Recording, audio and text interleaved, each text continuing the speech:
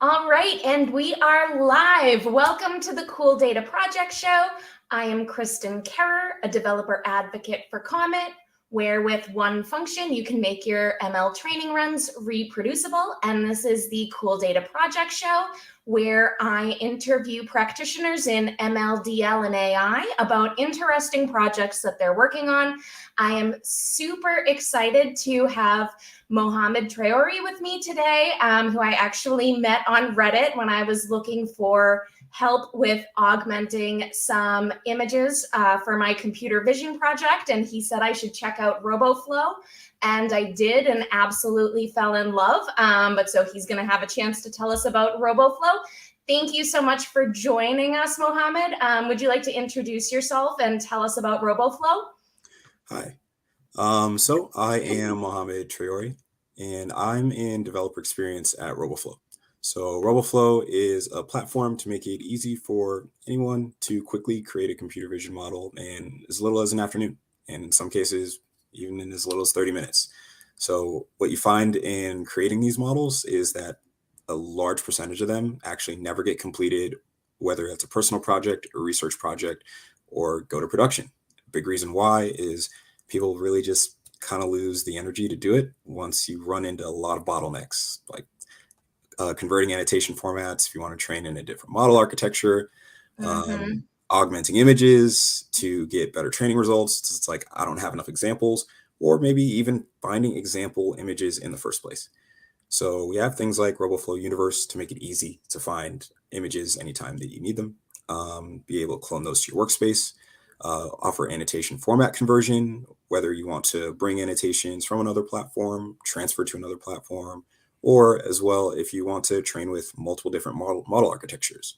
So who knows, maybe you find that one model performs better than another. Or maybe you don't even really know about model architectures in ML, and you're just like, I just want to be able to click a button and get a trained model and be able to quickly deploy it. So we have that solution available too through AutoML.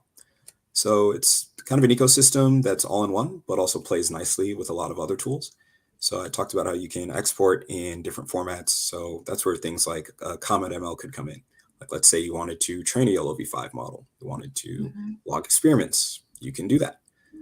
You can just label your object detection, classification, or now instant segmentation project for YOLO v5 with Roboflow, export your required format, and log your experiment in Comet. Yeah, no, it's amazing. So I actually augmented my images and annotated my images without even looking at any documentation. It was like that simple to just go in and upload the images, annotate the images. I did need the SDK to get the images out so that I could train my model. Although you don't need to take the images out because Roboflow is an end-to-end solution. And no one's asking me to pitch Roboflow. I'm just a big fan. Mohamed here is going to tell us today about a Streamlit app that he built. So I would love, if you're ready, if we could just go right into a demo and you can show us what you built. Yeah, I can definitely do that. All right, so let me get everything pulled up here.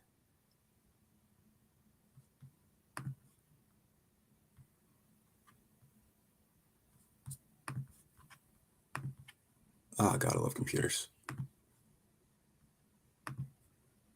Okay, so what we'll do is I'll first kind of just walk through the code and kind of just how this stuff came together, as some of it's also from a few other GitHub repositories. So I'll do share screen. So essentially what's going on here with this whole Streamlit app is that I found that a lot of people had issues learning, okay, now that I have a computer vision model, how do I actually, put that in production? Like, how do I actually make this thing work?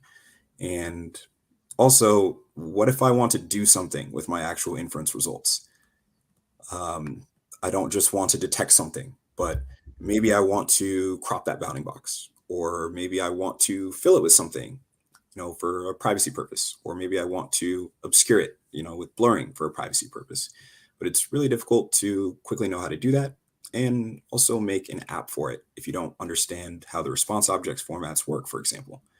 So the Streamlit app is kind of just something to make it easy for someone to quickly, one, visualize how this process can work, but two, afterwards, you can also look into the code and compare that to our computer vision utilities repo, which is back here, to then see how exactly I configured this code to, one, work with the Streamlit app, so you understand that, oh, this code isn't just static, you can use it in multiple ways, but also that it's really not as much of an in-depth process as you think. So it just comes down to the factor of, for an object detection, for example, your prediction format, it's just JSON. So when I say it's just JSON, that helps for most developers, but what you end up finding is that not everyone that'll sign up for a computer vision platform is actually a developer. It could be someone that's just a student just trying it out for the first time, or it could be someone that is also sitting there of, I'm a project manager and looking to test something out for a company, right? So Roboflow Universe is one of those things that could help someone in that type of situation, whether they're looking to ideate on a project or even learn if it's possible, and then start to take images, clone them to a data set, or just create your own data set. For example, I have lots of different examples in here. And once you do your process of annotating your images, training your models, doing things like making sure your health check is okay, you can either do AutoML with Roboflow Train, or for example, like what was explained earlier, you can export in any of these formats. And from there, be able to train your model, log in Comet, and do what you wish with your actual inference results. So for me, this current example I'm doing is with the Roboflow Train. And what I'll be doing here is, first, we'll look at the actual code here.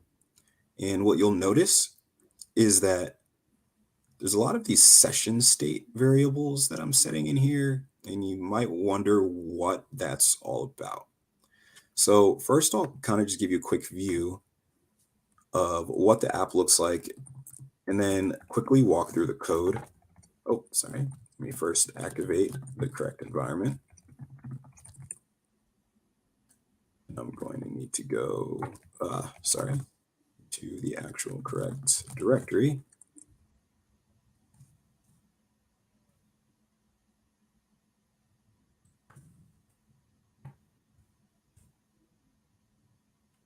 So when you're testing and iterating on Streamlit, what do I call them? Data apps, models, whatever it is locally, because you can do many things with this, not just computer vision, but I can make a data dashboard, for example.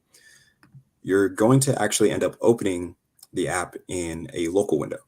It's not till you actually deploy this app that it becomes viewable through a link, like, for example, you can see here.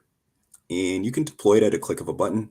The link is actually from the repo that you host the code within. So as you update your repo, push code changes to it, people would also be able to quickly see your new app. So let's go ahead and look into here.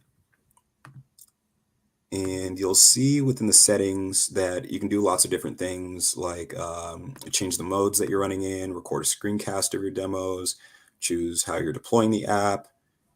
And then you can also look at your actual logging. So I have different things on here, such as clicking whether you want to show your bounding boxes on here or not. And you might wonder, why would I run inference and not show a bounding box? That might be a situation where you're just wanting to fill the data within there or the detected object. So you might not need a bounding box. Or you're thinking, I just want to blur something, and you might not care about having that detection displayed on there. The other thing you can do for the class labels here, you can choose to show them or hide them. Because again, you really may not care about whether they're shown or hidden. And I've added these two radio buttons and features to pretty much show that you don't have to display the computer vision inference results in the way that you see in a lot of these video demos. They truly are customizable. And these settings down here, the confidence and the overlap thresholds, those pertain to the actual Python package from Roboflow. So you can choose the confidence and overlap threshold that you're making detections at, confidence being the percent confidence of the detection.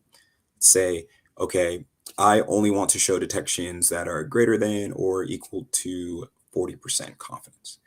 Setting that here. Same thing for the overlap threshold. This is like saying if a bounding box is overlapping, let me do this here so you can see this a little better. If a bounding box is overlapping by any more than 30% with another adjacent one, and they're the same class, merge them together and consider it the same detected object. So if you have a lot of small objects that can be close together, that's an example where you're going to want a lower overlap threshold. If you have bigger objects that are kind of spread apart a little more and it really might not matter, overlap threshold can kind of hover here in the middle. The only thing is... Question. Oh, yeah, go ahead. Just the merging, is that something that happens a lot? So like, you know, because it might be that you have two cars or whatever. So is that just a technique that people use often, obviously, like depending on the use case, or is that more of like something that doesn't happen all the time? I'm just not actually a computer vision person. I just do it.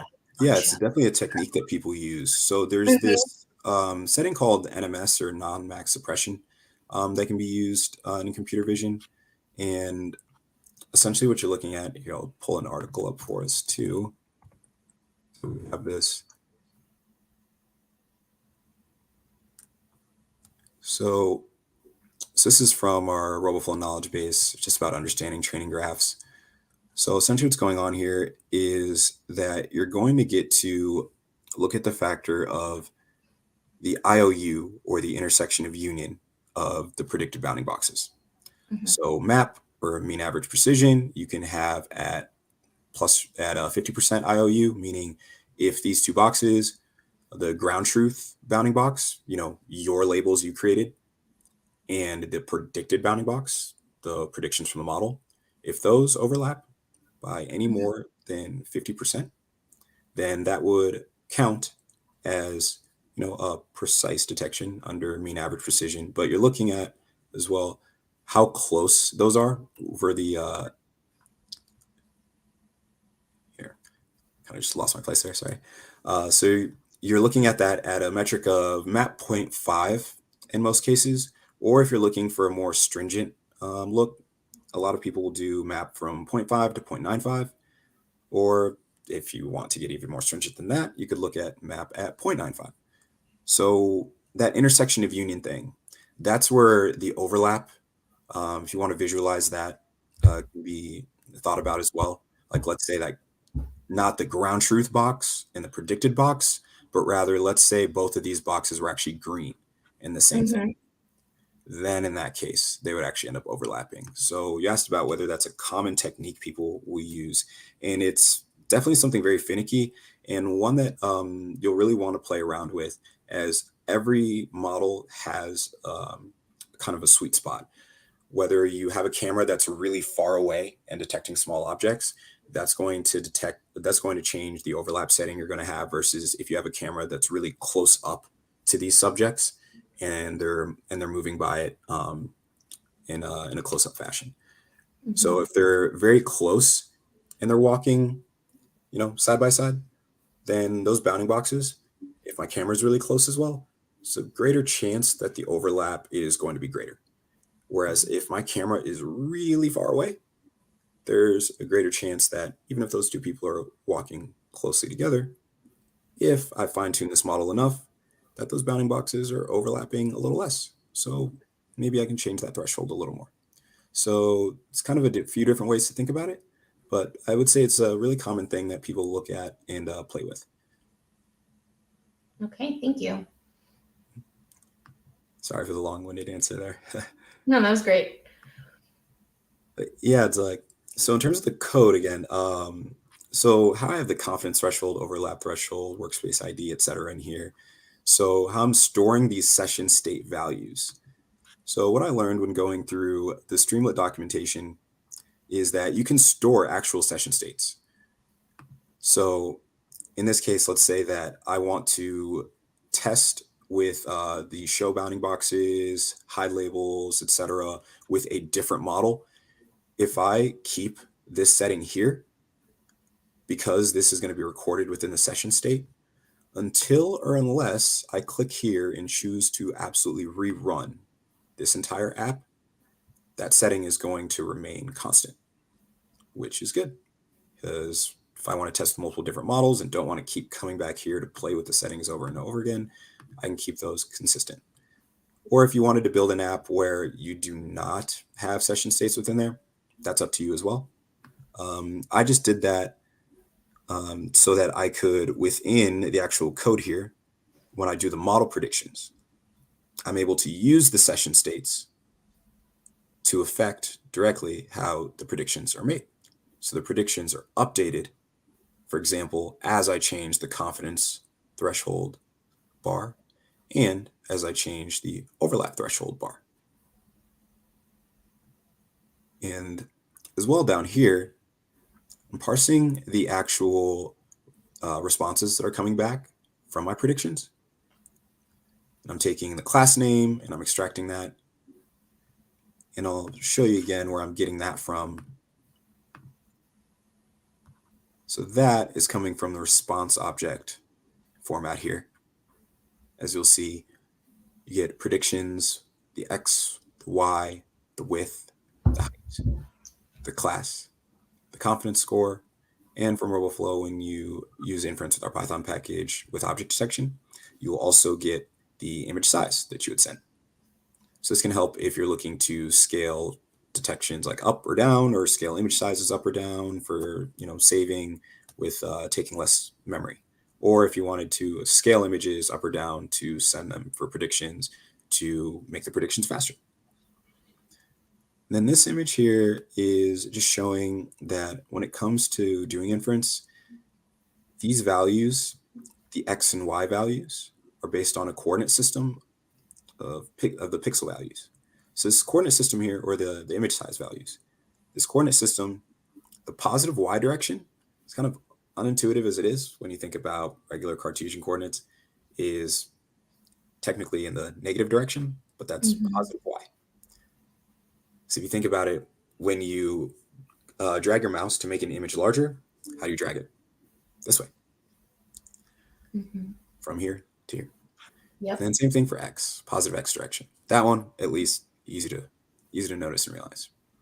The other thing, though, is you're probably wondering, okay, I only got the X and the Y here, and the width and the height. That's the bounding box, but how exactly do I know where to draw it? So what I do here is our response object format.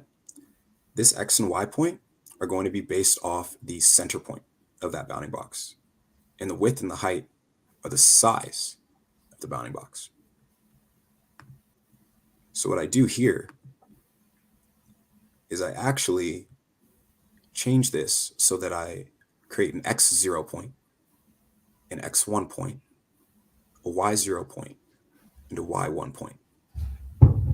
What this does for you is that essentially creates a start point and an end point for your box, so that you know exactly where to draw it, or that your function knows where to draw it. And then extracting the class name, also extracting the confidence score, and can also just create that box here too if you like. So I collect the predictions, and the reason I'm collecting the predictions is that in some cases you might have multiple objects within an image. And the other reason is that these collected predictions are for if there's someone that wanted to actually display this data within a data frame or save it to a CSV. You're going to want to actually collect this information.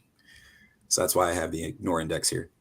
So this is actually a pandas data frame that I created.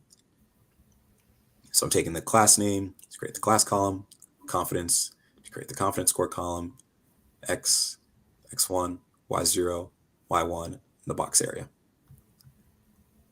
Next from here, you see the start point of the box, the end point of the box, and here all of the logic on showing the labels, filling the boxes, blurring the boxes again, and I just want to show a quick example here before I do the demo of where all of this comes in. Okay, so I talked about how we had the example inference code, and that's coming from here. Things like drawing the boxes, filling the boxes, blurring the contents. So you'll notice here, blurring the contents is this code here that I have. Again, creating these x0, x1 points, the box, the blur points, and the blur width and the blur height. Using all of this to create a region of interest so I know exactly what area I want to blur. And taking that OpenCV image object and actually blurring that region of interest down here. So I'm adding that to the actual blurred image and blurring each of those boxes. So when you look at the code here, what do you notice? Oh, it's the same thing. So it actually is possible to use code like this within multiple types of applications. Like, let's say, for example, you just wanted to run this on your own computer, just on a regular Python file, don't care about an app, just want some results. You can still put this in a script and make it work. Or you can actually put it in a full-on app itself.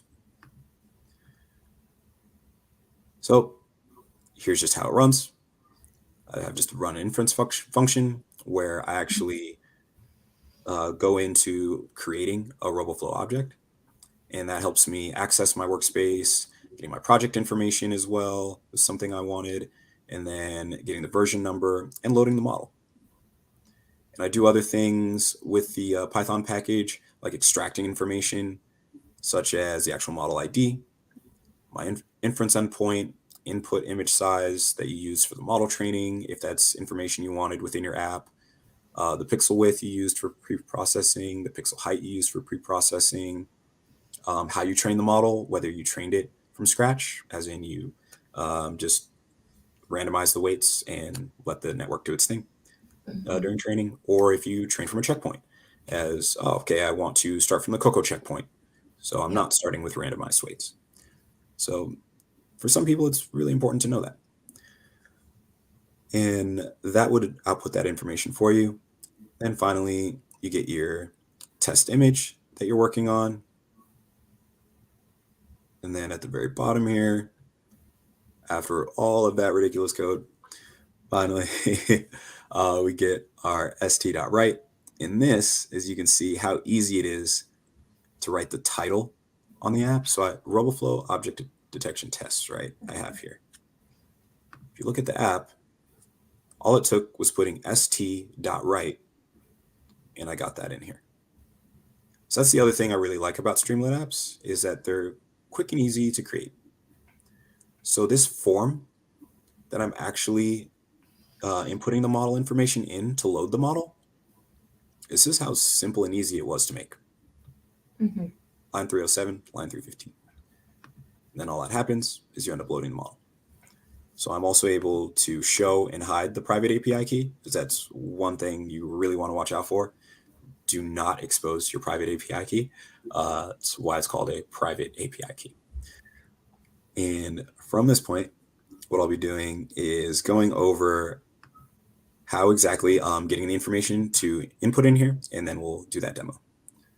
So if I look at my face detection project here, you'll notice a few things. One, it's within a workspace with my name title. I can always update the workspace name if I want it. I also have a project name here. I have a version number here, v13, for the model. And that's what I'm pointing to here. And then finally, the private API key, which we'll get from our settings. So if I grab this here, I'm someone where I just kind of like to all at once. I'll put that here. Add my model ID. My version number was 13. Finally, I'll come over here. Roboflow API. And we, by default, don't make this visible. So you can always revoke your API key if you reveal it. I just select copy here. I come back to the app and put that in here. Of course, you can show this if you'd like, but you obviously don't want to do that. So fingers crossed, this model is not going crazy on me today. So I load the model here. You'll see project type, object detection, how I wanted, inference endpoint. So I get that too. So another thing is maybe you don't want to use the Python package. Maybe instead for your inference, you want to use the hosted API. So the reason I give that information is to make it easy for someone to quickly know their actual endpoint. But that endpoint will also help you if you were looking to deploy in one of our other deployment methods. And then the next steps here, get the model ID here, as you'll know that this is the project within itself, and this is the actual version that you have, and then the version name. So V2 Roboflow fast model. That's what I actually called this version here. If I were to update this, then that version number would change too. I believe for that, I'd have to rerun this, however, as it's already loaded this information in here. Then the next things, I get input image size for the model training in pixels. Get the pixel width, 416, and the pixel height, 416. When I look over here, those actual pre-processing settings, that's actually what I use, 416 by 416. So that's really helpful in being able to understand, okay, if I had really large images, like I was working with a 4K camera and I didn't want a really slow inference speed, you can actually resize your images ahead of time down to 416 by 416. And from there, immediately send that image over. And you can also scale your detection sizes back up. So let me actually grab an example file here. Let's just grab something from Google Images, people walking around.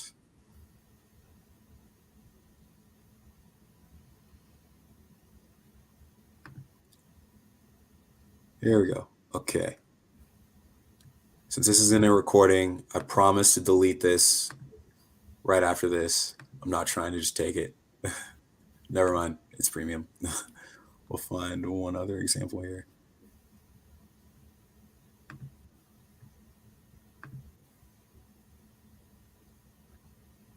Thank you, Shutterstock. So I'm just looking for one of, okay, here we go.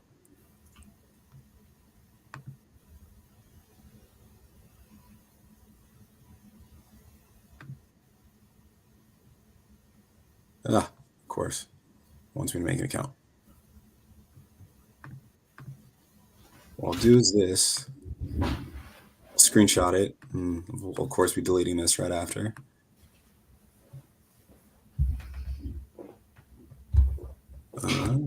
Streamlit, test, and let's just go JPEG. Save that to my downloads.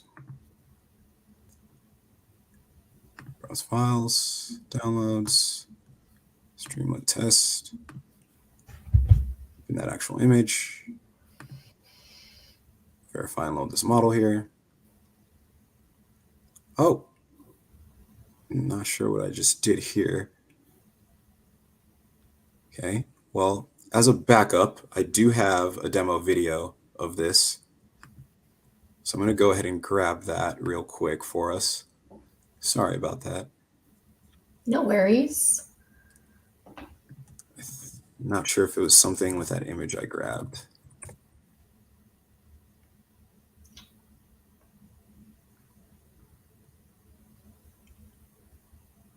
Feels better using a image you have rights to anyways. Yeah, that's it. We're deleting it right after, but it's living on the internet. Yeah, that's why I was sure to add a lot of those disclaimers there.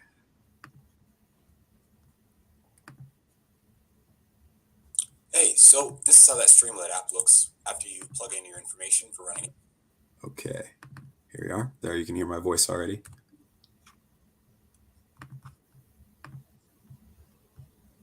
and present.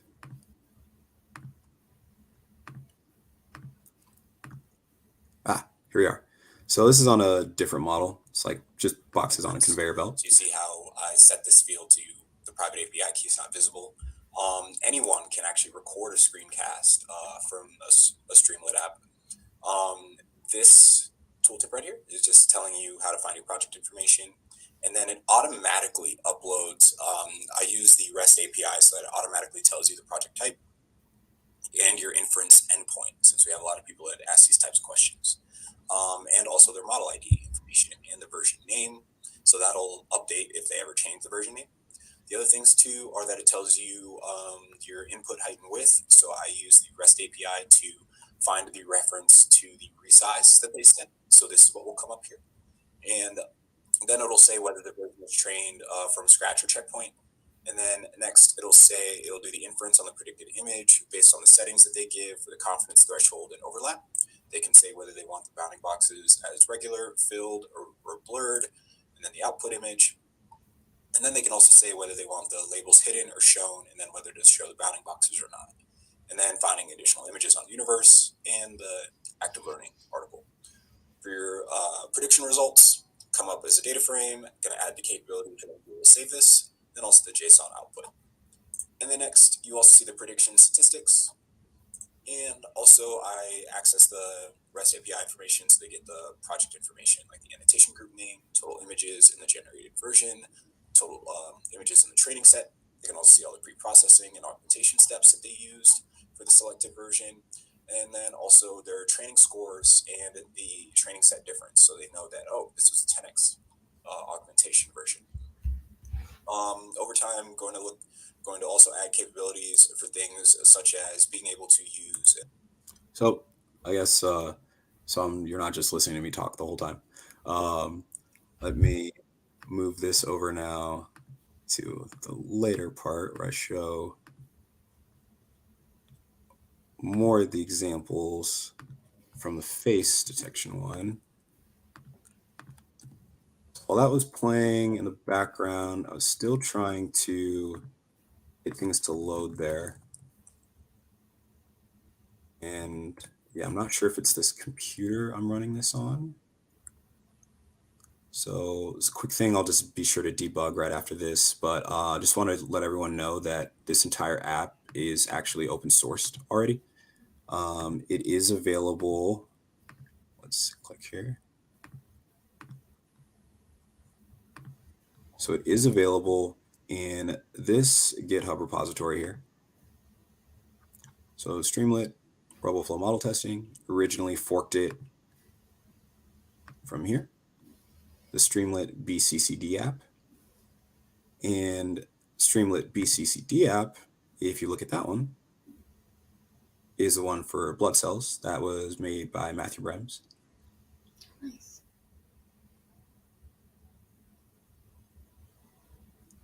This one's kind of the same thing, where you end up getting the results on the inferenced image.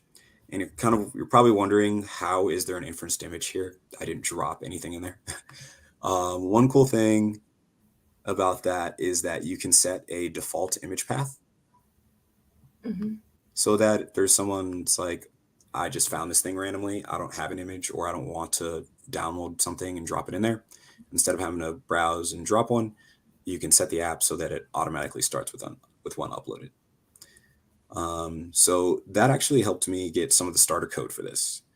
And then another app that did the same thing. So this is from Marissa Smith. Marissa and Jacob Solowitz of Roboflow, Snehan, and Streamlit, and myself. So we actually did a webinar on Streamlit apps. So for this one, kind of the same thing. You'll see here, Streamlit run app.py. Let me just go ahead and copy all of this here. Show you this one. So this one helped me as well with the formulation of the entire process.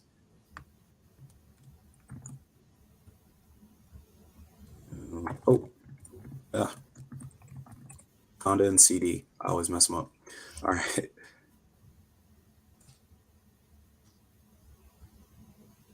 So end up actually cloning that repo, and then I'll go into the Streamlit Roboflow demo, and then pip install.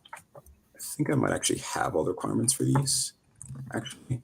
So I'll just go ahead and skip that part, but otherwise you would install all of the requirements, pip install -r requirements.txt, because this one is another one I directly forked off of to maintain the functionality. And the next thing you do here is just go Streamlit run app.py. See again here, you can view it in your browser. Oh, did I not add? Oh, I did need to actually install those requirements. So let me do that.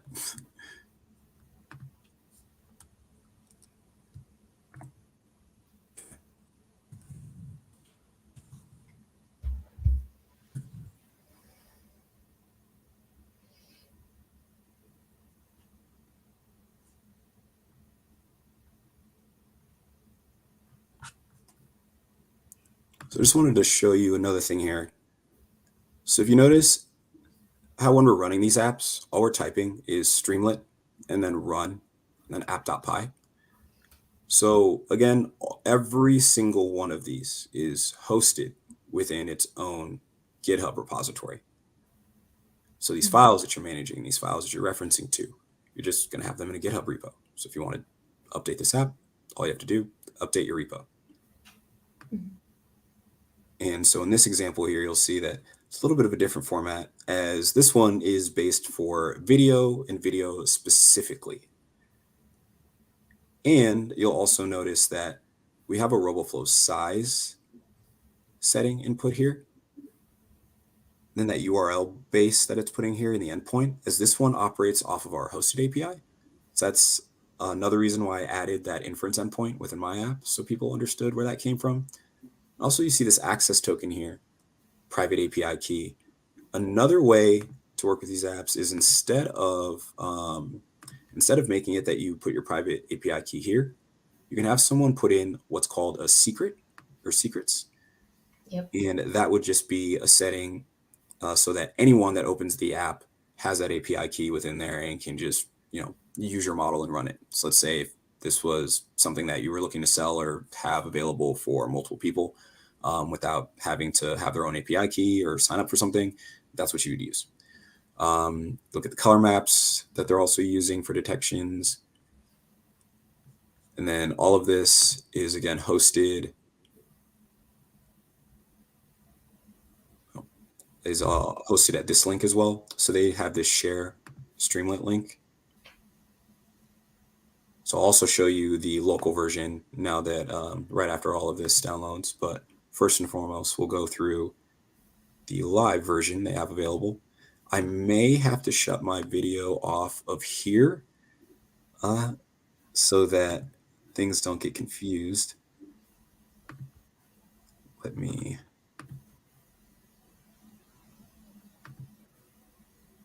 Okay. Let's go ahead and access my actual device here. So selecting the video input.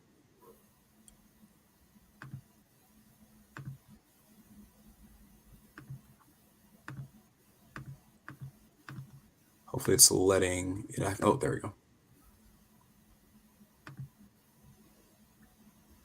So I do not have a bunch of Streamlit logos with me, of course, but if I did, then you would see, like in the YouTube video from our actual demo,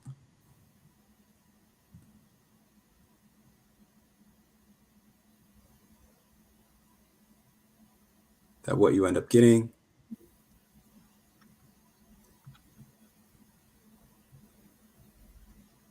is a fully live set of detections.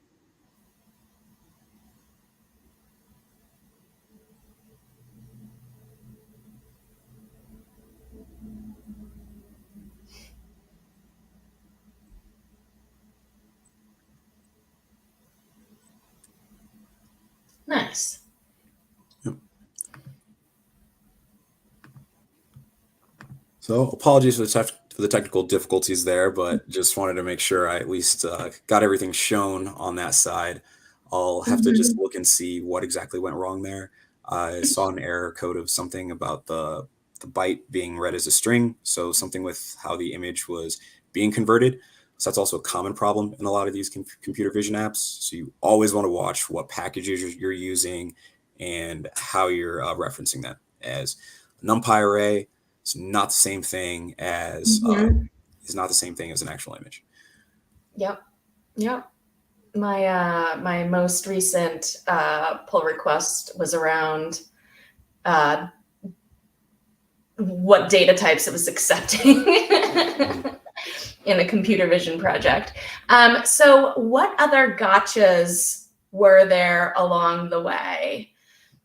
What was the most frustrating thing you dealt with while building this project?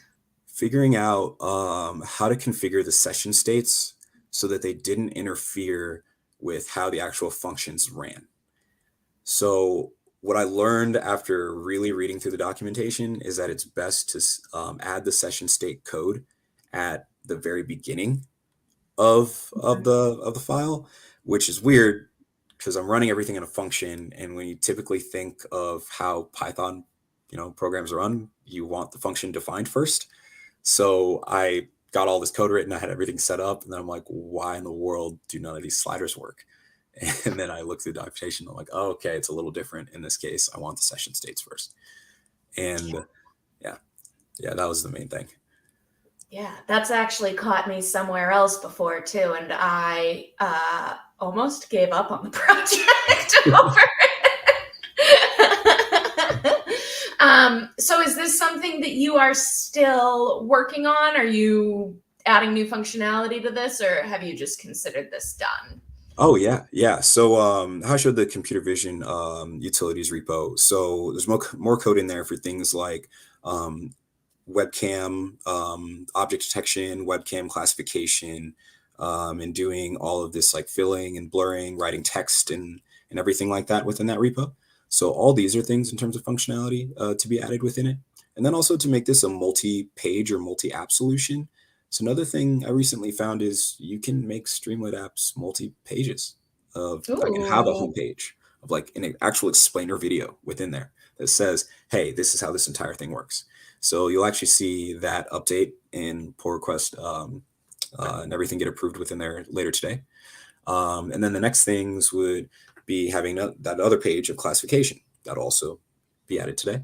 And then later on, more of the instance segmentation, semantic segmentation, kind of just a few other things to work with around that. As remember, these apps are web-based, so they're running on your computer. As if you want to try to run instance or semantic segmentation model on anything like video quickly, if you've worked with computer vision models before, you know that you're probably going to want a GPU. So looking more into if there's ways to access GPU or like cloud GPU directly within a Streamlit app, and then include directions for things like that. But I really just want to make this something so that it's not just for someone that wants to make an app for a business and figuring out how that works, but also just for a researcher that needs something for a presentation, or a student that's like, I was given a project to finish in a week. Like I'm just figuring out computer vision in your platform. So doing that, but also creating an actual presentation that is going to matter, very hard, very difficult. Seen a lot of people that have, spent whole weekends doing things like this, and it can just add a lot of stress when you didn't have that time scheduled out. And that person that just stumbles upon the website maybe knows, how to write a hello world in Python. And they're like, all right, I think this is really cool. I made a computer vision model, or I tested one on Roboflow Universe, and I'm actually interested in this, but I don't know if I can code. I don't know if I can figure it out. And I think if you give that person an app to start out with, and you have webinars and things like this, you have explainers, you have step-by-step guides, it maybe just inspires them to continue with it, maybe solve that puzzle. And I've actually seen that happen for a lot of people out of a lot of the other open source things we've had. So hopefully this is something that really spurs that on and keeps that going. Yeah. And so this is just me being nosy, but So, because obviously you're a developer advocate now, and this is heavily leveraging Roboflow. So, are you working on this during your 9 to 5? This isn't like personal. It's part of, I'd say it actually started as more of a personal thing, but Yeah. kind of combined it with that is like putting in more of the things from the computer vision utilities repo. That's more of like actual task. But when Hmm. it comes to this, I don't know. I just like computers. I like coding a lot. So Hmm. I just figured, yeah, it's really not that much of an issue for me to just keep working on it. So I found times where I've stayed up a little later than I've wanted to working on a computer vision project just because I've just been interested and wanted to learn more. And that's how I honestly found the field in the first place. As at the start of the pandemic, I could tell you maybe 2 sentences worth of things about an object detection model. And now at this point, I'm all about computer vision all the time. So just absolutely fell in love with it. Yeah, same. I'm working a lot now too, nights and weekends, and I've started my second computer vision project. And yeah, I get really excited to just work on it. Like it's just not work. Do you have ideas for a next project after this? For next project, thinking of doing some things more of like YouTube type content, just like more kind of fun things. Mhm. There's a lot of really serious computer vision things that want to work on of like help someone do X or help someone do Y or help someone do Z, but it's just I'm just helping you write dysfunction. But let's let's show you something really cool in computer vision, like your school bus detection project you made. It's like I'd like to do other fun things. So, hey, here's this app where you can use it to, kind of how Snapchat lenses, how they're, put a face on you. I can Yeah, even within there add a hell yeah. setting within that same app of, all right, paste a like smiley face on you, and maybe Nice. show it to someone that's having a bad day, and maybe that cheers them up. Or just other things like package detection and just setting up my own like camera for that or setting up my own ring camera for that and teaching other people how to do that. Having your own security system if that's something that you want to do. Just kind of fun things like that. And yeah, I think that one, it'll help me just learn more, but two, that'd be useful for me. Yeah, totally. I know you were talking about the Snapchat filter, and it's like, okay, cool. You build that and then let me know because I'll forget. Okay, so if somebody's brand new, they're obviously going to need to check out your future YouTube channel. But is there other advice that you would give to people who are just starting out with Streamlit or computer vision? The best advice that I can give is don't be afraid to jump in. Don't be afraid to make mistakes and ask questions. Um, this field is changing constantly. There's new information, new models, new data sets, everything just coming out daily, weekly. Mhm. So even the experts, I feel like, are kind of scrambling to keep up. Like you'll see even Carpathy, it's kind of just on Twitter threads constantly, just like kind of ideating in public of like I'm wondering how this works or wondering how to improve attention in large language models, for example, or wow, this is such a cool new development, but I'm also trying to understand how it works. So everyone in this field, I think, is really just trying to find the new frontier. So if you're someone that's wanting to get in and join, the party now, you're still really early. Anytime I say computer vision is what I do to people in public, they have no idea what I'm talking about. So I follow that up with I teach computers how to see, and then still nothing. And then finally, Face ID, Snapchat filters. All right, cool. And then they get it. So Yeah. until the average person recognizes that term, computer vision or AI or teaching computers how to see, you're still early. So if you just want to add it as an extra skill for your portfolio or maybe jump into the career of the field, it's always a great time. Okay, and so you were just talking about cool developments in ML. Are there any other cool developments in ML that you're watching? Right now, I'm really interested in what's going on with these image generation models. Yeah, Uh, right. they just keep getting better and better, and at such a fast rate. And as I was just talking about that Carpathy thread, I think that was just like last night or 2 nights before, and he was talking about how wondering like improving these models and things like video generation, things like that, how we really need to focus on learning how attention works, or putting attention in a model in a better way. I don't want to just like dive into like all the terminology and stuff he was using, as I only understand like half of it. But for me, it's like, are we truly going to see, a situation where I can type a query or a paragraph and then hit enter and then have an entire video generated for me? Because that right there to me would truly be a new frontier in this space. That opens up the ability to create loads of training data on your own. I mean, Stable Diffusion, you can already do that. Mark from Roboflow, so he just wrote a blog post on that. For example, it's like I had not realized that. And then I think like 1,000 images he was able to generate with just a prompt. So that's something where now you have a bunch of image examples. Yeah. So that earlier problem of I didn't have any images. Yeah, no. And I think the thing that I think is really cool about that as well is when I'm looking through Reddit, I see on a lot of art communities talking about, should AI generated art be allowed in art competitions, and talking about copyright infringement and all those things. And like, I see them using terms that, I thought that only people in like the data community would know. And so it almost seems like it's becoming a little bit more mainstream, and people are, using the term machine learning that previously weren't, because of course it's impacting them now. But I find that really interesting, watching people in different communities talk about things and talk about them pretty correctly,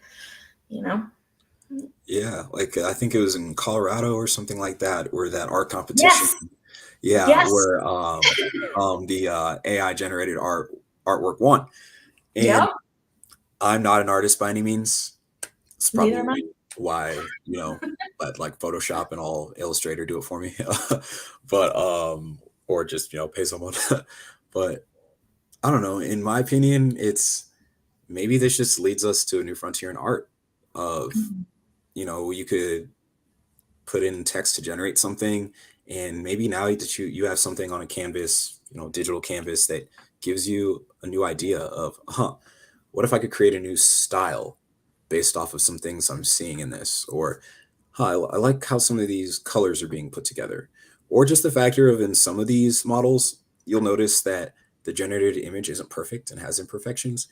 Maybe you create a new art style where you are purposefully, distorting or glitching, specific areas of an image, like a computer vision model will do, and people think it's cool, who knows? Mm-hmm. But other than that, when it comes to copyright infringement and things like that, abide by the laws of your jurisdiction. That's all I can say. I don't really know how that will all change in the future, but I think a really cool thing would be is there are certain ways to, attribute, images to specific people, maybe like getting micropayments and things out of that. I'm not going to say, that C word right now, because I think it's taboo. It's like the whole FTX fiasco and things like that. So where can people find and follow you? And of course, we're going to add your GitHub repo in the comments of the show on LinkedIn, so people will be able to find that. But if people want to find and follow you online, where should they look? Yeah, so I'm on Twitter at Cheeds06, CHEE, as E is an elephant, DS06. Just nickname freshman basketball coach gave me, and just really stuck. All my friends just started calling me that. So a lot of Mohamed Traores in the world. Just easiest Twitter name to have without having like 10 letters behind it. No, I know a lot of people that, start building up a community and they're like, well, I can't change my handle now because I have a couple thousand followers, and like, I'm not going to lose all that work. So here we are. Yeah. Funny enough, like I think it's my handle on pretty much all of my social media are Everywhere? close to all of it. My GitHub at least is different. Like that's Traore with a 3 instead of the E -AI. That one I just figured I'd rather just have a different name than a basketball nickname, and didn't even know if that GitHub username would exist. Nice. Okay, so everyone needs to go look up Cheeds. And, thank you so much for joining today, Mohamed. This was great. That was a super thorough demo of your app, and I really appreciate it. There was a lot there that I just haven't thought of. And so that was really awesome to watch. So thank you for joining. You're very welcome. And yeah, thank you for commenting on Reddit that day, and also for the amazing blog posts you've been doing. That school bus detection project, really cool. I've showed it to a few students around here where I live, and I don't know, maybe get some of them interested in computer vision. Awesome. Yeah, thank you so much. And all right, everyone. So thank you so much for joining today. And I hope to see you on the next episode. Bye. Thank you.